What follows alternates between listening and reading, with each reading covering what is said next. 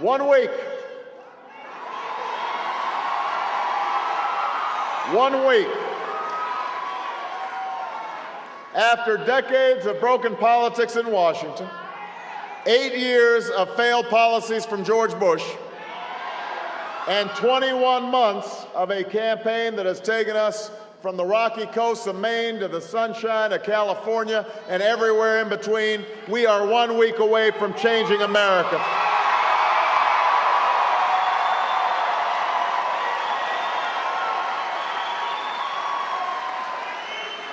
In 1 week, you can turn the page on policies that have put greed and irresponsibility of Wall Street before the hard work and sacrifices of folks right here in Canton, folks right on Main Street.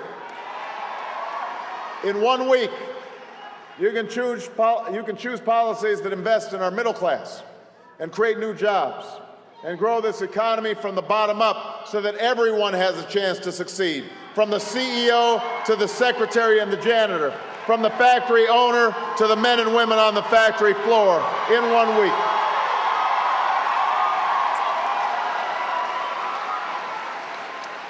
In 1 week, you can put an end to the politics that would divide a nation just to win an election, that tries to pit region against region and city against town, Republican against Democrat, that asks us to fear at a time when we need hope. In 1 week, at this defining moment in history, you can give this country the change we need. You can do that. You know, we began this journey in the depths of winter nearly 2 years ago on the steps of the old state capitol in Springfield, Illinois, the place where Abraham Lincoln served for so many years. You know, and back then we didn't have much money and we didn't have many endorsements. We weren't given much of a chance by the polls or the pundits, and we knew how steep our climb would be. But I also knew this. I knew that the size of our challenges had outgrown the smallness of our politics. I believed that Democrats and Republicans and Americans of every political stripe were hungry for new ideas and new leadership and a new kind of politics, one that favors common sense over ideology, one that focuses on those values and ideals that we hold in common as Americans. Most of all, I believed in you. I believed in your ability to make change happen. I knew that the American people were a decent, generous people who were willing to work hard and sacrifice for future generations. And I was absolutely convinced that when we come together, our voices are more powerful than the most entrenched lobbyists or the most vicious political attacks or the full force of a status quo in Washington that wants to keep things just the way they are. And Ken, 21 months later, my faith in the American people has been vindicated. That's how we've come so far, how we've come so close, because of you. That's how we'll change this country, with your help. And that's why we cannot afford to slow down or sit back. We cannot let up for 1 day or 1 minute or 1 second in this last week. Not now, not when there's so much at stake. 1 week. We are in the middle of the worst economic crisis since the Great Depression. I don't have to tell you, Ohio, 760,000 workers have lost their jobs so far this year. Businesses and families can't get credit. Home values are falling. Pensions are disappearing. Wages are lower than they've been in a decade, at a time when the cost of everything from health care to college have never been higher. It's getting harder and harder to make the mortgage, or fill up your gas tank, or even keep the electricity on at the end of the month. At a moment like this, the last thing we can afford is 4 more years of the tired, worn-out old theory that says we should give more to billionaires and big corporations and hope that prosperity trickles down on everybody else.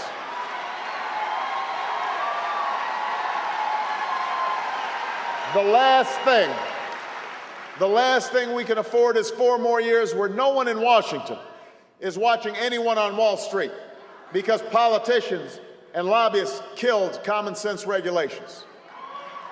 Those are the theories that got us into this mess. They haven't worked, and it is time for change, and that's why I'm running for President of the United States of America.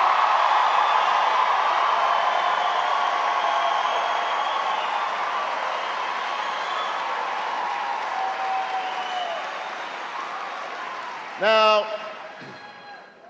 Senator McCain has served this country honorably.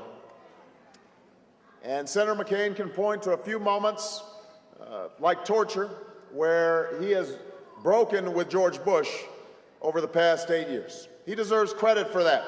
He deserves credit for that.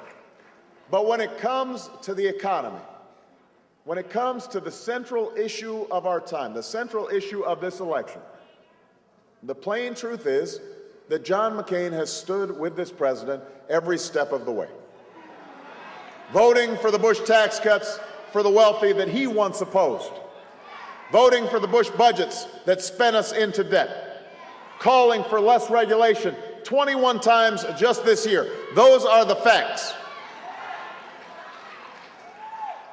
And now, after 21 months and 3 debates, Senator McCain still has not been able to tell the American people a single major thing he'd do differently from George Bush when it comes to the economy. Not one thing.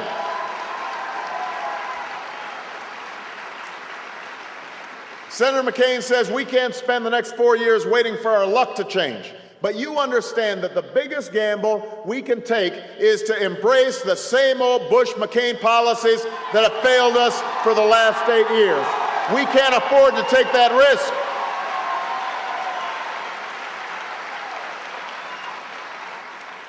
It's not change when John McCain wants to give a $700,000 tax cut to the average Fortune 500 CEO. It's not change when he wants to give $200 billion to the biggest corporations, or $4 billion to the oil companies, or $300 billion to the same Wall Street banks that got us into this mess.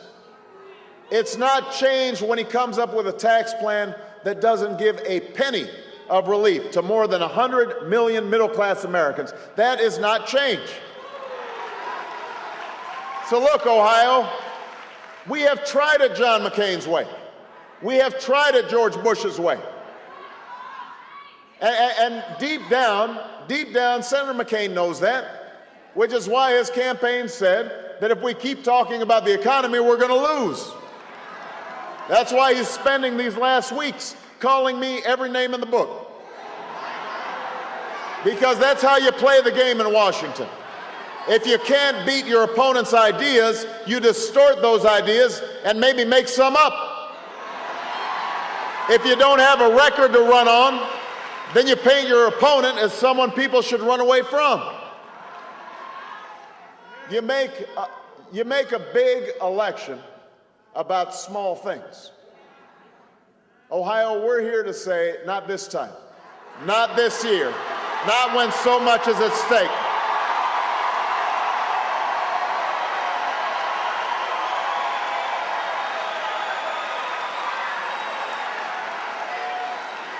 John McCain might be worried about losing an election, but I'm worried about Americans who are losing their homes and their jobs and their life savings. I can take 1 more week of John McCain's attacks, but this country can't take 4 more years of the same failed politics and the same failed policies. It's time to try something new.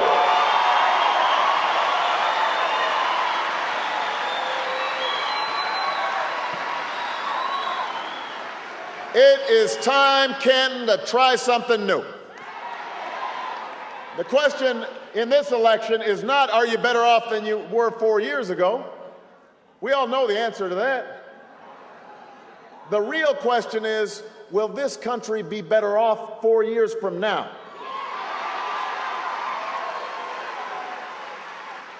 I know these are difficult times. They're difficult times for Ohio. They're difficult times for America. But I also know that we've faced difficult times before. The American story has never been about things coming easy. It's been about rising to the moment when the moment was hard. It's about seeing the highest mountaintop from the deepest of valleys. It's about rejecting fear and division for unity of purpose.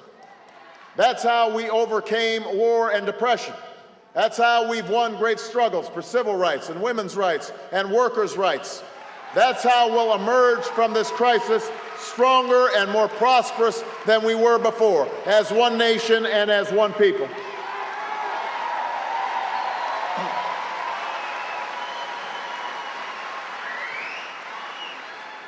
Remember, we still have the most talented, most productive workers of any country on earth. We're still home to innovation and technology, colleges and universities that are the envy of the world. Some of the biggest, brightest ideas in history have come from our small businesses, in the back of somebody's garage, in our research facilities. So there's no reason we can't make this century another American century. We just need a new direction. We just need a new politics. Now, understand, I don't believe that government can or should try to solve all our problems. You don't believe that either. But I do believe that government should do that which we cannot do for ourselves. Protect us from harm. Provide a decent education for all children. Invest in new roads and bridges, in new science and technology. Our government should reward drive and innovation and encourage growth in the free market. But it should also make sure businesses live up to their responsibility to create American jobs and look out for American workers and play by the rules of the road.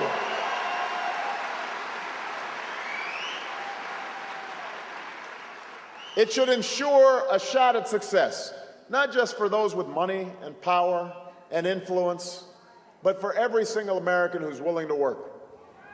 That's how we create not just more millionaires or more billionaires, but how we create more middle-class families.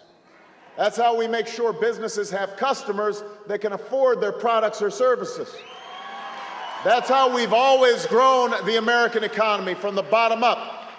John McCain calls this socialism. I call it opportunity, and there's nothing more American than that.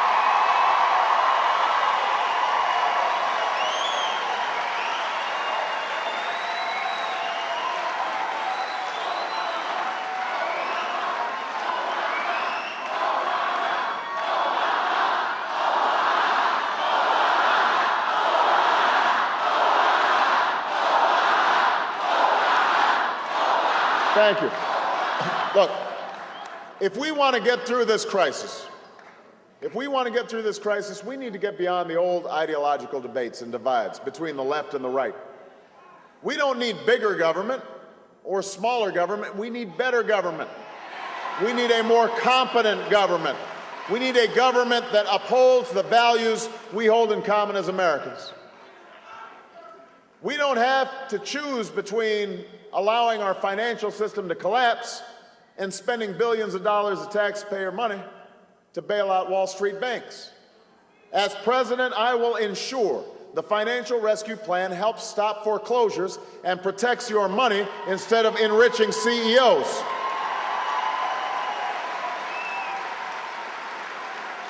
And I'll put in place the common sense regulations that I've been calling for throughout this campaign, so that Wall Street can never cause a crisis like this again. That's the change we need. The choice in this election isn't between tax cuts and no tax cuts. It's about whether you believe we should only reward wealth or whether we should also reward the workers who create wealth. I will give a tax break to 95% of Americans who work every day and get taxes taken out of their paychecks every week. I'll eliminate income taxes for seniors making under $50,000. And we're going to give homeowners and working parents more of a break. And yes, I'll help pay for this by asking the folks who are making more than $250,000 a year to go back to the tax rate they were paying in the 1990s.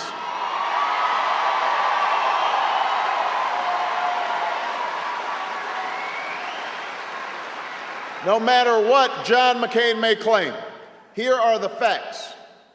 If you make under $250,000 a year, you will not see your taxes increase by a single dime. Not your income taxes, not your payroll taxes, not your capital gains taxes, no taxes. Because the last thing we should do in this economy is raise taxes on the middle class. And we have been saying that throughout this campaign. Now, when it comes to jobs, the choice in this election is not between putting up a wall around America or allowing every job to disappear overseas. The truth is, we won't be able to bring back every single job that we've lost here in Ohio or across the country. But that doesn't mean we should follow John McCain's plan to keep giving tax breaks to corporations that send American jobs overseas. I will end those breaks as president. I will give American businesses a $3,000 tax credit for every job they create right here in Ohio, right here in the United States of America.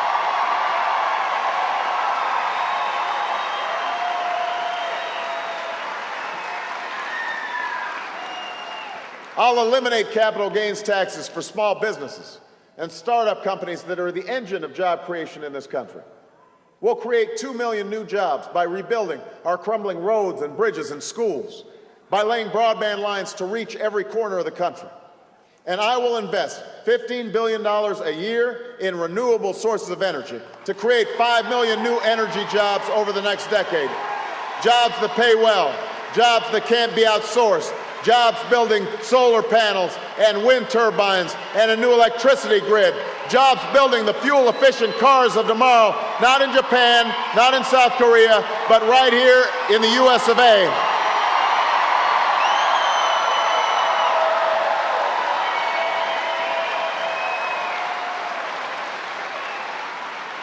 Jobs that will help us eliminate the oil we import from the Middle East in 10 years. And help save the planet in the bargain. That's how America can lead again. When it comes to health care, we don't have to choose between a government-run health care system and the unaffordable one we have now.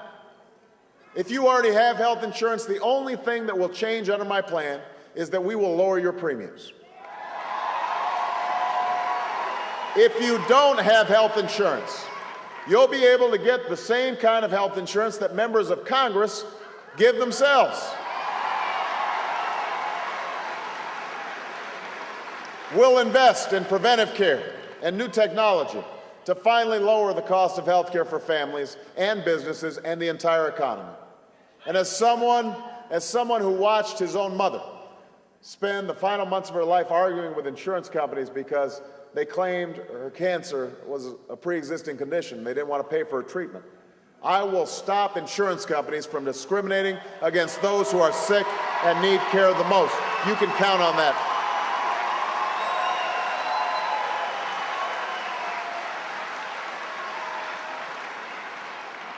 When it comes to giving every child a world-class education so they can compete in this global economy for the jobs of the 21st century, the choice is not between more money and more reform, because our schools need both. As president, I will invest in early childhood education to close the achievement gap. We'll recruit an army of new teachers. We'll pay them more money. We'll give them more support. But I will also demand higher standards and more accountability from everybody, from our teachers and principals and our schools. And I will make a deal with every young American who has the drive and the will but not the money to go to college. If you commit to serving your community or your country in national service, we will make sure you can afford your tuition. You invest in America, America will invest in you.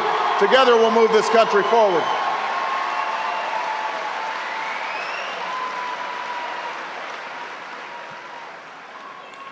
When it comes to keeping this country safe, we don't have to choose between retreating from the world and fighting a war without end in Iraq. It is time to stop spending $10 billion a month in Iraq while the Iraqi government sits on a huge surplus.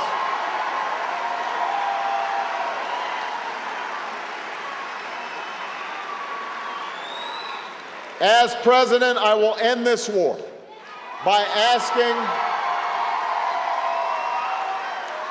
asking the Iraqi government to step up and finally finish the fight against bin Laden and the al-Qaeda terrorists who attacked us on 9/11.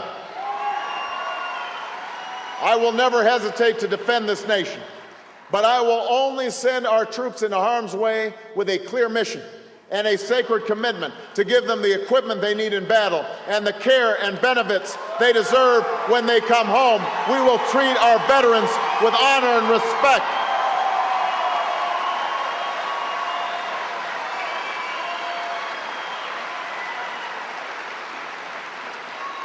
I will build new partnerships to defeat the threats of the 21st century. And I will restore our moral standing so that America is once again viewed as that last best hope for all who are called to the cause of freedom, who long for lives of peace, who yearn for a better future. Now, Ken, I won't stand here and pretend that any of this will be easy, especially now. The cost of this economic crisis, the cost of the war in Iraq, means that Washington will have to tighten its belt and put off spending on things we can afford to do without. On this, there is no other choice. As president, I will go through the federal budget, line by line, ending programs that we don't need, making the ones we do need work better and cost less. But as I've said from the day we began this journey all those months ago, the change we need isn't just about new programs and policies. It's about a new attitude. It's about new politics, a politics that calls on our better angels instead of encouraging our worst instincts, one that reminds us of the obligations we have to ourselves and one another. And part of the reason this economic crisis occurred is because we've been living through an era of profound irresponsibility. On Wall Street, easy money and an ethic of what's good for me is good enough blinded greedy executives to the dangers in decisions that they were making. On Main Street, lenders tricked people into buying homes they couldn't afford. Some folks knew they couldn't afford those houses and bought them anyway. In Washington, politicians spent money they didn't have and allowed lobbyists to set the agenda. They scored political points instead of solving our problems. And even after the greatest attack on American soil since Pearl Harbor, all we were asked to do by our president was to go out and shop. That's why what we've lost in these last 8 years can't be measured just by lost wages or bigger trade deficits. What's also been lost is the idea that in this American story, each of us has a role to play. Each of us have responsibilities to work hard, to look after ourselves and our families, and each of us has a responsibility to look out for each other, our fellow citizens. That's what's been lost these last 8 years. Our common sense of purpose, our sense of higher purpose. That's what we need to restore right now. That's one of the reasons I'm running for President of the United States of America.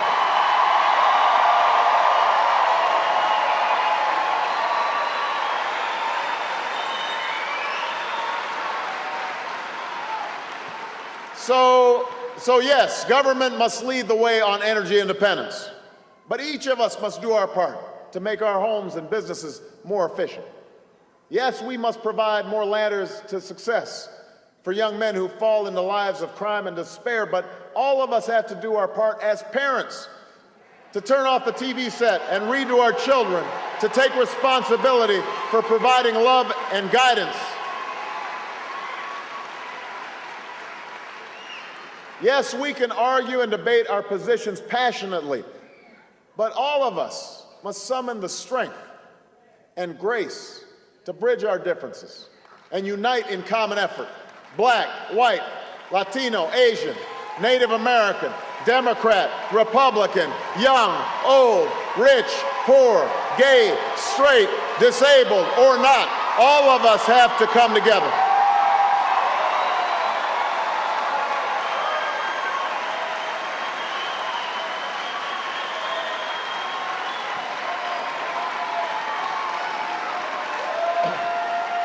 Ohio, in this election, we cannot afford the same political games and tactics that are being used to pit us against one another, to make us afraid of one another.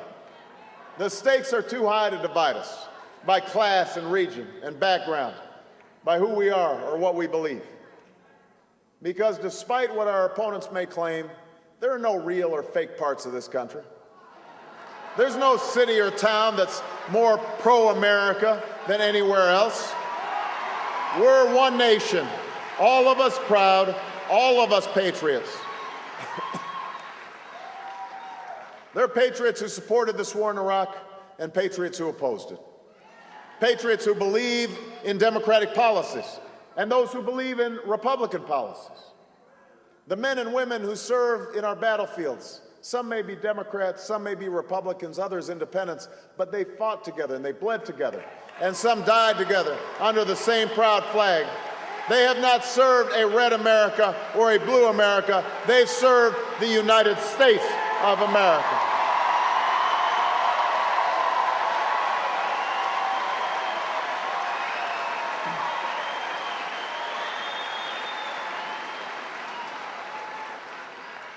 It won't be easy, Ohio.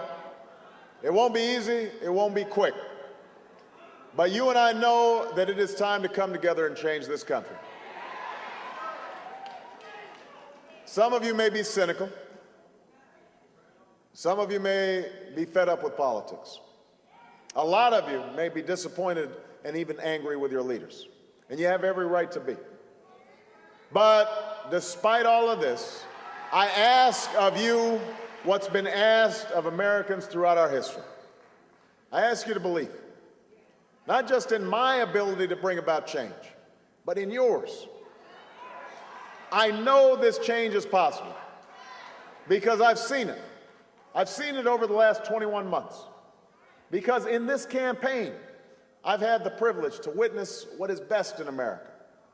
I've seen it in the lines of voters that stretched around schools and churches, in the young people who cast their ballots for the very first time, and those not so young folks who got involved again after a very long time.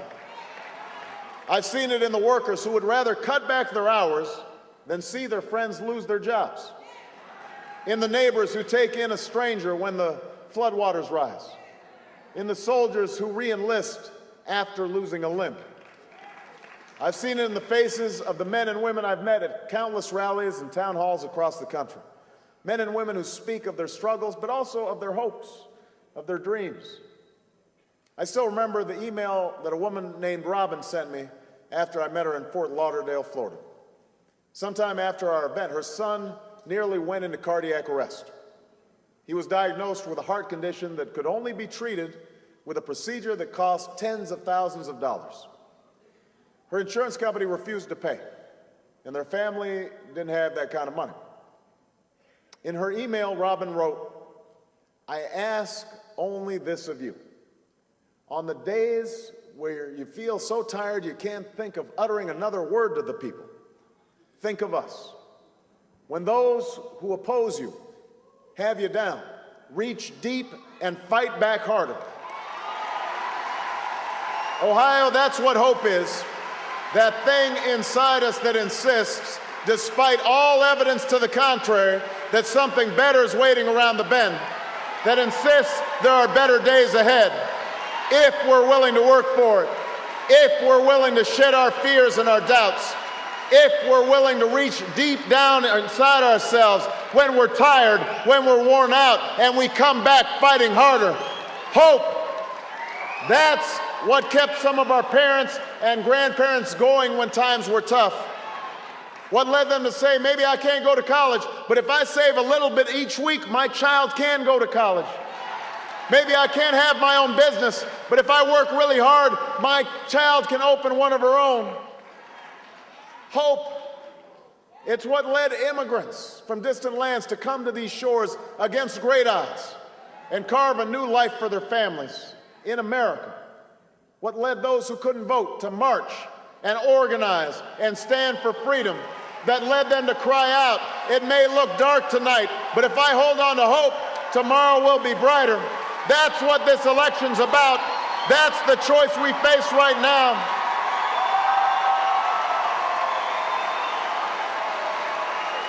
don't believe for a second this election's over. Don't think for a minute that power concedes. We have a lot of work to do. We have to work like our future depends on it in this last week, because it does depend on it this week. In 1 week's time, we can choose an economy that rewards work and creates new jobs and fuels prosperity from the bottom up. In 1 week, we can choose to invest in health care for our families and education for our kids and renewable energy for our future. In 1 week, we can choose hope over fear and unity over division, the promise of change over the power of the status quo. In 1 week, we can come together as one nation and one people and once more choose our better history. That's what at stake. That's what we're fighting for. And if in this last week you'll knock on some doors for me and make some calls for me and talk to your neighbors and convince your friends, if you'll stand with me and fight with me and give me your vote, then I promise you, we will not just win Ohio, we will win this general election, and together we'll change this country and we will change the world. God bless you. God bless the United States of America. Let's get to work.